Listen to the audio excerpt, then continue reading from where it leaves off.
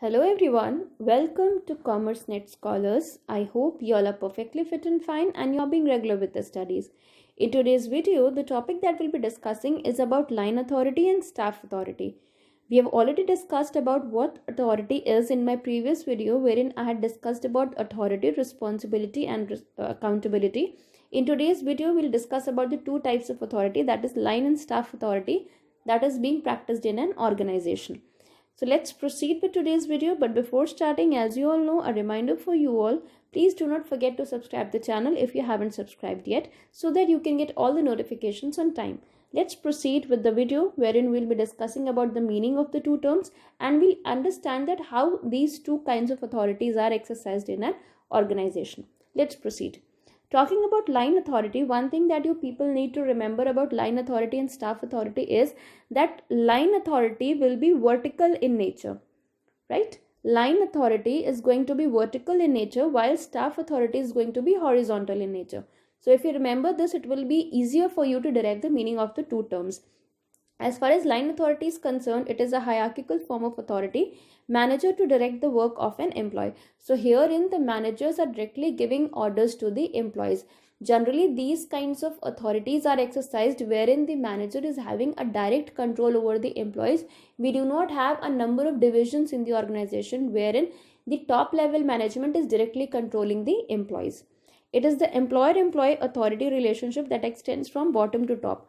So generally, this kind of authority exists wherein the top level management is exercising control over the employees. Generally, it is an employer-employee kind of relationship. Line manager directs the work of employees and makes certain decisions without consulting anyone.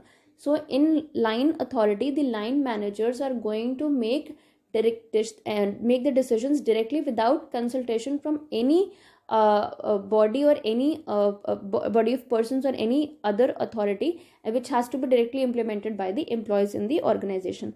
It is small level enterprise. So generally line authority is practiced in a small level of organization, small level enterprise, wherein the top level management will have the direct control over the employees, wherein it is directly controlled by the owners of the organization.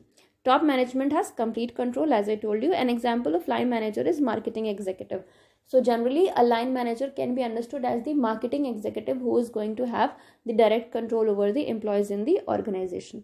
Now if we talk about the diagrammatic presentation of line authority, herein you can see that the manager is having the direct control over the employees of the organization. So this is a simplest presentation of the line authority wherein the top level management or the manager has direct control over the employees. It is going to directly guide, formulate and supervise the work of the employees in the organization. Now talking about the staff authority, as I told you in the starting, staff authority will be the one that is horizontal in nature, right? So basically when we are talking about staff authority, it will be practiced at the same level of the employees, wherein you can say that one department is giving instructions to some other department. This can be instructions, this can be command, but this cannot be an order. The person to whom you are giving the command, you are giving the instructions, need not necessarily obey to what you are saying. This is just merely a command to do a particular task which is implemented at the same level of management, generally from one department to other department. Has right to direct or command subordinates who work under them, but with respect, play an advisory role in recommending and assisting. So basically the staff managers under staff authority are going to have an advisory role in assisting the other managers. Primary is company vision and secondary is support and indirect contribution to the line function. So the primary function of staff authority is company vision. Whatever vision the company has, the achievement of that vision, and at the secondary level, its work is to provide support and contribution to the line function, that is the line managers.